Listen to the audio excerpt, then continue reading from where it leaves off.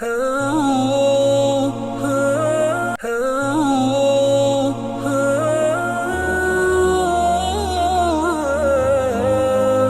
அலைக்கும் வரஹ்மத்துல்லாஹி வபரகாத்துஹு. அன்பார்ந்த பிரைட்டிவினியர்களே, நமது வாராந்த மனாபிஸ்லா நிகழ்ச்சியிலூடாக 231வது வாரத்தில் உங்களை சந்திப்பதற்கு முயற்சி அடைகிறேன். முதலாவது மக்கா முக்கர்ரம் அல் மஸ்ஜித் ஹராமுடைய ஹுத்பா, இந்த ஹுத்பாயை ஷேக் பந்தர் பலீலா ஹபிதுல்லாஹ் சோதனைகளின் போது பொறுமை செய்வது, அதற்காக அல்லாஹ்வுடைய நன்மையை கூடி எதிர்பார்ப்பதன் தலைப்பிலே ஹம்து ஸலவாத். தக்வாவுடைய வசியத்துக்கு பின்னால் முஸ்லிம்கள் அல்லாஹ் சுப்ஹானஹு வ தஆலா தன்னுடைய அடியார்கள் மீது சோதனையில் ஒரு பங்கை நிச்சயம் நிர்ணயம் செய்திருக்கிறான், முடிவெடுத்திருக்கிறான். கட்டாயம் அது நிகழ்ந்தே தீரும். பொதுவாக மொழி வல்லுநர்கள் சொல்லும் பொழுது அல் பலா வலிபுத்திலா 2 வார்த்தைகளை பாவிக்கிறார்கள். 2 ஒரே கருத்து, சோதனை என்றாலும் அது நல்ல சௌபாக்கியங்கள் ஞாபகத்துகளை கொண்டும் அல்லாஹ் சோதிப்பான், சில வேளை கஷ்டங்கள் சிரமங்களை கொண்டு சோதிப்பான். சிலர்கள் வித்தியாசப்படுத்துகிறார்கள். இபுத்திலா என்ற வார்த்தை பாவிக்கப்படும் அரபியிலே முஃமின் சோதிக்கப்படும் பொழுது அல்லாஹ்வுக்கு வழிபட்டு நடந்தால், அல்லாஹ் சோதிக்கும் பொழுது பாவமான காரியம் ஈடுபடும் போது அதுக்கு பலா என்று சொல்லப்படும். எனவே சோதனைகள், சொத்து செல்வங்கள், உயிர், அதே போன்று பொருளாதார வளங்கள், வருமானங்கள் எல்லாவற்றிலும் வரும். அது யாரும் தப்ப முடியாது. படைப்பினங்களிலே யாரும் சோதனையை விட்டு நீங்க முடியாது. அப்படி நீங்கியிருந்தால், சோதனைகள் தப்புவதாக இருந்தால், அல்லாஹ்வுடைய சிறந்த உயர்ந்த உன்னதமான தூய படைப்புகளாகிய நபிமார்கள், ரசூல்மார்கள் அதிலிருந்து தப்பித்திருப்பார்கள். அல்லாஹ் சுப்ஹானஹு வ தஆலாவுடைய கண்ணியமான படைப்பு நபிமார்கள் கூட, அல்லாஹ்வை மிக அஞ்சு நடக்கக்கூடிய அல்லாஹ்வுடைய நேசர்கள் கூட சோதிக்கப்பட்டது. பாருங்கள், ஆதம் அலைஹிஸ்ஸலாம் அவர்கள் சோதனை ஏற்பட்டது, சொர்க்கத்திலிருந்து வெளியாக்கப்பட்டார்கள். ஜக்கரியா அலைஹிஸ்ஸலாம் அவர்கள் நீண்ட காலம் குழந்தை பாக்கியம் இல்லாமல் சோதிக்கப்பட்டார். அய்யூப் அலைஹிஸ்ஸலாம் நோயின் மூலம், யூனுஸ் அலைஹிஸ்ஸலாம் மீன் விழுங்குவதன் மூலம், முஹம்மது ஸல்லல்லாஹு அலைஹி வஸல்லம் அவர்கள் தன்னுடைய கூட்டத்தார்கள் தன்னுடைய ஊரை விட்டு, மக்கா விட்டுமே மதீனாவுக்கு ஹிஜ்ரத்துடைய சந்தர்ப்பத்திலே விரட்டும் அளவுக்கு சோதிக்கப்பட்டார்கள். ஷேப் அபு தாலிப் என்ற அந்த அபு தாலிப் என்ற பெயரை கொண்ட பள்ளத்தாக்கிலே முற்றுகையிடப்பட்டார்கள். சஹாபாக்களும் உட்பட எந்த அளவுன்னு சொன்னால் சோதிக்கப்பட்டார்கள். மருத்துவ இலை குலைகளை சாப்பிடக்கூடிய அளவுக்கு பொருளாதார தடை விதிக்கப்பட்டது. சாது நபி வக்காஸ் அறிவிக்கிறார்கள், யார் சொல்லலாம் சொன்னேன், யார் சொல்ல கேட்ட நபி ஒரு கேள்வி, மிகவும் சோதிக்கப்படக்கூடியவர்கள் யார் சொன்னார்கள். இஸ்லாம் முதலாவது நபிமார்கள், அதுக்கு அடுத்து நல்லடியார்கள், அதுக்கு அடுத்து அல்லாஹ்விடத்தில் சிறப்பையும் மதிப்பையும் பெற்றவர்கள் சோதிக்கப்படுவார்கள். எனவே அல்லாஹ்வுடைய நெருக்கமானவர்கள் சோதிக்கப்படுவார்கள். ஒரு மனிதத்தினுடைய தீனுக்கு தக்கவாறு, மார்க்கப்பட்டுக்கு தக்கவாறு சோதிக்கப்படுவார். தீனிலே உறுதியாக இருந்தால் அவருடைய சோதனையும் அதுக்கேற்றவாறு அதிகமாக இருக்கும். தீனிலே கொஞ்சம் இலகுத்தன்மை இருந்தால் அவருடைய சோதனையும் இலகுவாகத்தான் வரும். தாங்க முடியுமான சோதனையை தான் அல்லாஹ் ஏற்படுத்துவான்.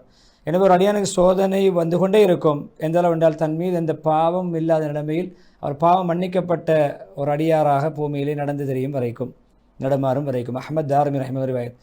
எனவே சோதனையுடைய மிகப்பெரிய நோக்கம் என்னவென்றால் பாவங்கள் மன்னிப்பது, அதிகமாக நன்மைகளை தருவது, அந்த செலுவர்த்துவது. அது உண்மையிலே மட்டிட முடியாத ஒரு வகை. அதை நாங்கள் மட்டிட்டு இவ்வளவுதான் என்று சொல்ல முடியாது. அது லௌகீக ரீதியாகவும் வரும். பொருளாதாரத்தில் நெருக்கடி, அதே போன்ற உடம்பில் நோய், குடும்பங்களை இழப்பது, விவசாயங்கள் அழிவது, அதே போன்று உள்ரங்கமான சோதனைகளும் கவலை, துக்கம், சஞ்சலம், ஒரு வகையான அச்சம், இது போன்றவைகளும். அபூ சயீதுல் குத்ரி, அபூ ஹுரைரா ரலியல்லாஹு அன்ஹு விக்கிறார்கள், நபி ஸல்லல்லாஹு அலைஹி சொன்னார்கள், ஒரு முஸ்லிமுக்கு ஏற்படக்கூடிய வருத்தங்கள், நோவினைகள், சிரமங்கள், களைப்புகள், சடைவுகள், கவலை, துக்கம், சஞ்சலம், எந்த நோவினை, எந்த துக்கம், கவலை, சஞ்சலம், மன வருத்தங்கள் ஏற்பட்டாலும், எந்த அளவு என்றால் அவரை ஒரு முள் தைத்தாலும் கூட அல்லாஹ் அவருடைய பாவங்களை மன்னிக்கிறான். புகார் ரஹிமத்துல்லாஹி ரிவாயத். அதே போன்று அபூ ஹுரைரா ரலியல்லாஹு அறிவிக்கிறார்கள், ரசூலுல்லாஹி சொன்னார்கள், ஒரு முஃமினான ஆண் பெண்களுக்கு சோதனை வந்து கொண்டே இருக்கும். உடம்பிலும் சோதனைகள் வரும், சொத்து செல்வங்களிலும் வரும், குழந்தைகளிலும் வரும். அல்லாஹ்வை எந்த பாவமும் இல்லாத நிலைமையில், பாவங்கள் மன்னிக்கப்பட்டு தூய்மை அடைந்த நிலைமையில் சந்திக்கும் வரைக்கும் என்றால் என்ன, சோதனைகள், பாவங்கள் மன்னிக்கப்படுவதற்கு காரணமாக அமையும். அஹ்மத் ரஹ்மத்துல்லாஹி. அல்லாஹ் சுப்ஹானஹு வ தஆலா பொதுவாக அடியார்களை சோதிப்பது எதற்காக வேண்டியென்றால் அல்லாஹ் ஒரு விடயத்தை உணர்த்த நாடுகிறான். ஒன்று, அடியார்கள் அல்லாஹ்வின் பக்கம் தேவை உள்ளவர்கள் எப்பொழுதும் என்பதை உணர்த்துவதற்கு தேவை உள்ளவர்கள். அதே போன்று அல்லாஹ் விட்டும் ஒதுங்கி தேவையற்றவர்கள் நடக்க முடியாது. அல்லாஹ்வின் பக்கமே அவர்கள் திடுக்கிட்டு அல்லாஹ்வின் பக்கம் மீள வேண்டும், அல்லாஹ்வுடைய உதவி தேட வேண்டும். அல்லாஹ் அவர்களுடைய துஆ பிரார்த்தனைகளை செவியேற்க வேண்டும். அவர்கள் அல்லாஹ்வுக்கு முன்னால் பணிவது, தன்னை தாழ்த்திக் கொள்வதை எல்லாம் பார்க்க வேண்டும். அவர் கெஞ்சி பச்சாதாபப்படுவதை எல்லாம் பார்க்க வேண்டும் என்று பார்க்கின்ற சோதிக்கின்ற நோக்கத்தில் சோதனைகளை தருகிறானே தவிர, அதுக்கு பின்னால் அந்த கஷ்டங்கள் எல்லாம் ஒரு அருட்பாக்கியமாக, ஒரு நன்கொடையாக மாறும். சோதனைகள் எல்லாம் அன்பளிப்பாக மாறும், உபகாரமாக மாறும். எப்பொழுதுமே ஒரு கஷ்டம் சிரமம் ஏற்படும் பொழுது அது ஒரு வணக்க வழிபாடாகவும் உள்ளச்சத்தோடு அல்லாஹ்வை நெருங்கிய ஒரு அடியானுடைய ஸ்தானத்தில் அவர் மாறுகிறார். ஏன்னா அல்லாஹ் சுப்ஹானஹு வ தஆலா தன்னுடைய அடியார்களை வேதனை செய்வதற்கு தேவையில்லாதவன், வேதனை செய்ய வேண்டும் என்ற அவசியம் இல்லாதவன்.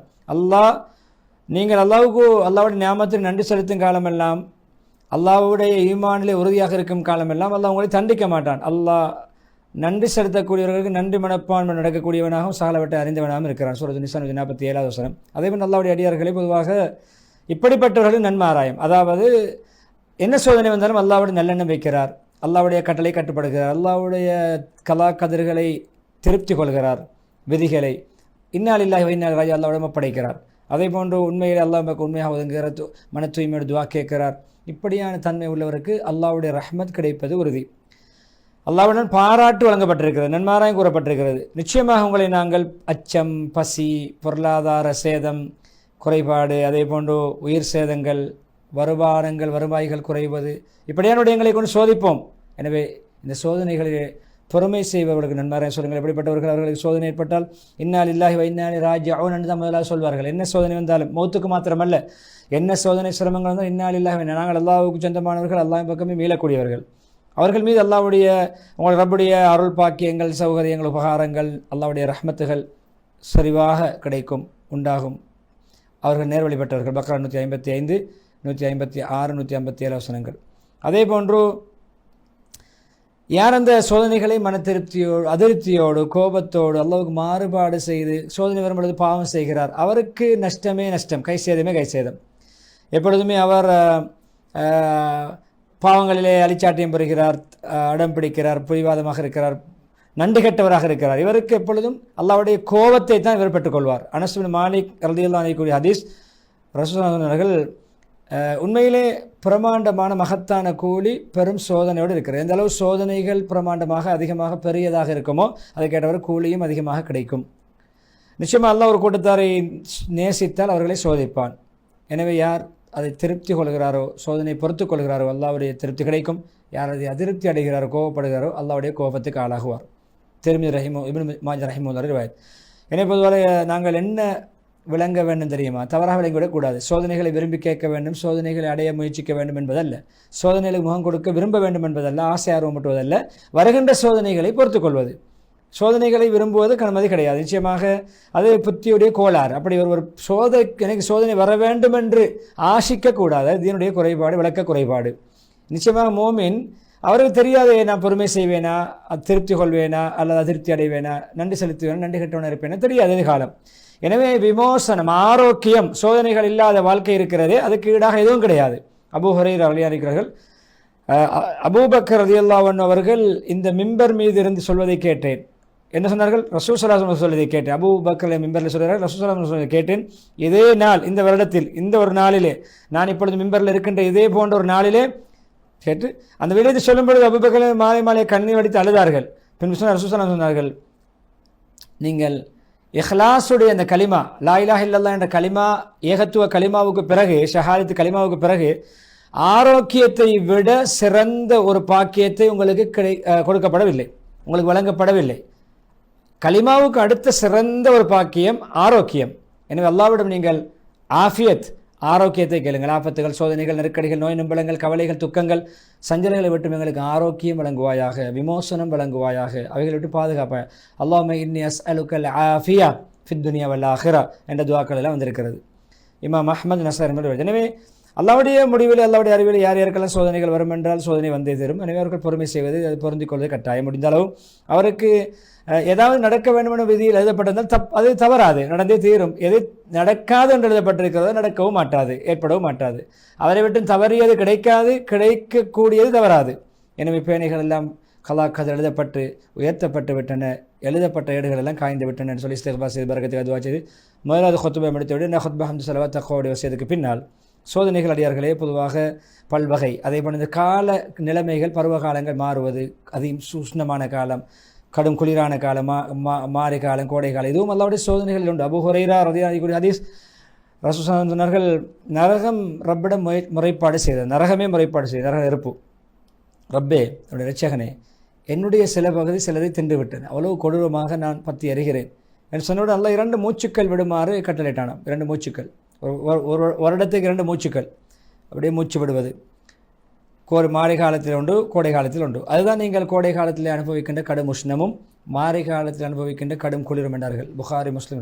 எனவே நரகம் மூச்சு விடுவது அப்படியே 2 முறை மூச்சு விடுவதன் ஒன்று உஷ்ணமாகவும் ஒன்று குளிராகவும் மாறுகிறது. அதே போன்று இப்படியான சோதனை உஷ்ணமான காலம், நெருக்கடியான நெருப்பு கொந்தளிக்கக்கூடிய காலம், உஷ்ணமான இப்படியான காலத்திலே பொறுமை, அல்லாவுடைய வழிபாட்டிலே பொறுமை செய்வது, உறுதியாக இருப்பது, நல்ல மல்களை தொண்டு செய்வது, இது அல்லாவுடைய மகத்தான கூலி அல்லாவுடைய பெற்றுத்தரும். ஜுமாக்கள் ஈடுபடுவது, ஜமாத்தில் ஈடுபடுவது, ஜமாத் தொழுகையில் கலந்து கொள்வது, காபத்துல்லாவை தவாப் செய்வது, பகல் நேரம் உஷ்ணமான நேரங்களிலே ஏனைய இபாதத்துகளை செய்வது, அதே போன்று அல்லாவுடைய காபத்துல்லாவுடைய ஹாஜியருக்கு ஹிதமத் செய்வது உஷ்ணமான நேரங்களிலே, பாதுகாப்பு படையினர்கள், அதுக்கு சேவைக்காக நியமிக்கப்பட்டிருக்கக்கூடிய குழுக்கள், நிறுவனங்கள், இவைகளெல்லாம் பெரும் கூலிக்கு காரணமாக மகத்தான கூலியை பெற்றுத்தரும். எனவே நாங்கள் இருக்கின்றோம் இப்பொழுது துல்ஹிஜ்ஜாவுடைய 10, துல்ஹிஜ்ஜாவுடைய அந்த 10உடைய பகுதியை நினைவு கொண்டு சென்ற வார ஹுத்பா நினைவு கொண்டிருக்கிறோம். இந்த காலத்தை அடைய போகிறோம். அதில் சிறந்த செய்கின்ற அமல்கள் எல்லாம் சிறந்ததாக இருக்கிறது. அதில் எந்த நாட்களும் கிடையாது. அதில் அமல்கள் செய்வதற்கு மிக உகந்த, அல்லாவுக்கு விருப்பமான சிறந்த நாட்கள். கேட்கப்பட்டது ஜிஹாதை விட அல்லாவுடைய பாதையில் போராடுவதை, அல்லாவுடைய பாதையில் போராடுவதை விட. ஆனால் ஒரு மனிதர் செல்கிறார், அவர் தன்னுடைய சொத்து செல்வங்களை கொண்டு போரில் கலந்து கொள்கிறார், அவர் இந்த மீண்டு வரவில்லை, ஷஹாத் பாக்கியம் அடைய, அவரை தவிர போரில் கலந்து கொள்வதை விட இந்த காலத்திலே செய்கின்ற அமல்கள் அல்லாவிடத்திலே சிறந்தது, உன்னதமானது, உயர்ந்தது. புகார் ரஹ்மத்துல்லாஹி. எனவே அல்லாஹ் அடியார்களே, இந்த நிலைமைகளிலே, சூடான காலங்களிலே, இந்த துல்ஹிஜ்ஜாவுடைய 10 தினங்களில் நல்ல அமல்களை நீங்கள் செய்ததை நீங்கள் பயன்படுத்திக் கொள்ளுங்கள். கால சூழ்நிலையை பொறுத்து கொண்டு நல்ல அமல்களை செய்யுங்கள். நிச்சயமாக இது கொஞ்ச நாட்கள் கழிந்துவிடும், சென்றுவிடும். கூலி எப்பொழுதுமே அது அல்லாவிடத்திலே ஒரு அணுவின் இடையளவு நாங்கள் நன்மை செய்தாலும் வீணாகாது என்று சொல்லிவிட்டு, நிச்சயமாக அல்லாஹ் ஒரு அணுவின் இடையளவு கூட நன்மை, எந்த அநியாயம் செய்யாதவன், ஒரு நன்மையாக இருந்தாலே பன்மடங்கு பெருகி கொடுக்கிறான். அல்லாஹ் தன்னுடைய புறத்திலிருந்து மகத்தான கூலியை வழங்குகிறான் என்ற ஆயத்தை சூரா நிசாவுடைய 40வது சலவாத்து சொல்லி நீண்ட துஆ பிரார்த்தனையோடு ஹத்தீப் பந்தர் பலீல ஹஃபிதுல்லாஹ் அவர்கள் தன்னுடைய குத்துபாவுக்கு முற்றுப்புள்ளி வைக்கிறார்கள்.